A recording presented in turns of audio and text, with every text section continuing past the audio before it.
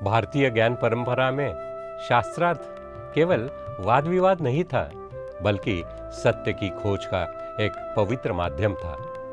उसी परंपरा से प्रेरित यह शास्त्रार्थ श्रृंखला आज के समय में समाज के मन में उठने वाले जीवन से जुड़े प्रश्नों को सामने लाने का प्रयास करता है। नेतृत्व क्या यह शक्ति है, प्रतिष्ठा है, या स्वयं से बड़ा कुछ उठाने की क्षमता? आज का प्रश्न नेतृत्व और अहम के बीच की सूक्ष्म रेखा।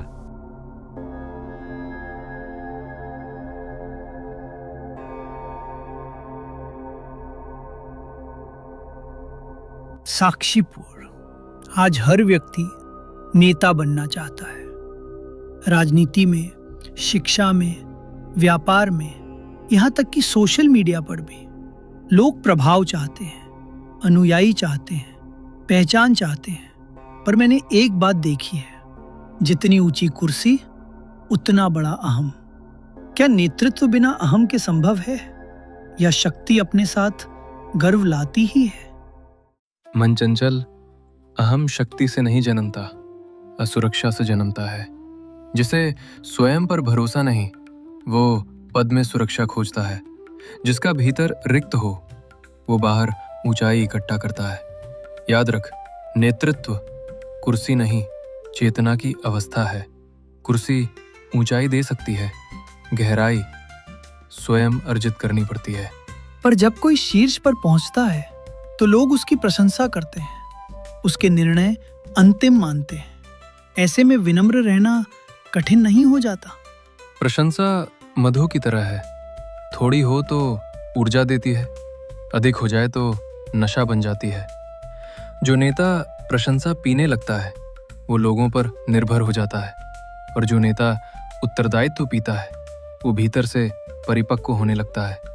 प्रश्न ये नहीं कि लोग तुम्हारे बारे में क्या कहते हैं, प्रश्न ये है तुम स्वयं को भीतर क्या कहते हो। मैंने कई नेताओं को देखा है, वे सुनते कम हैं, घोषणा अधिक करते हैं।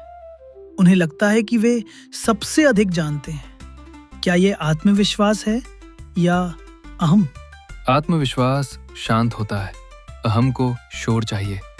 आत्मविश्वास कहता है आओ साथ सोचे, अहम कहता है मैं जानता हूं। सच्चा नेता वो नहीं जो सबसे ऊंचा बोले, सच्चा नेता वो है जो सबसे गहराई से सुन सके।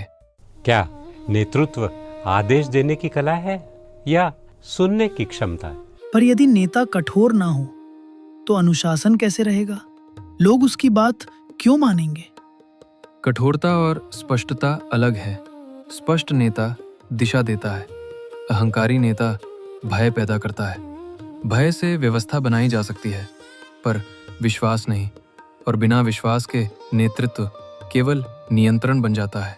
आज संस्थानों में भी अक्सर पद योग्यता से नहीं, सत्ता से मिलता है। ऐसे में सच्चा नेतृत्व कैसे उभरे? पद दिया जा सकता है, नेतृत्व अर्जित करना पड़ता है। लोग पद का पालन करते हैं, पर व्यक्तित्व का अनुसरण। यदि तेरे भीतर सेवा है तो लोग तेरे साथ चलेंगे। यदि तेरे भीतर केवल स्वार्थ है तो लोग अवसर मिलते ही दूर हो जाएंगे। एक बार जंगल में सिंह वृद्ध हो गया।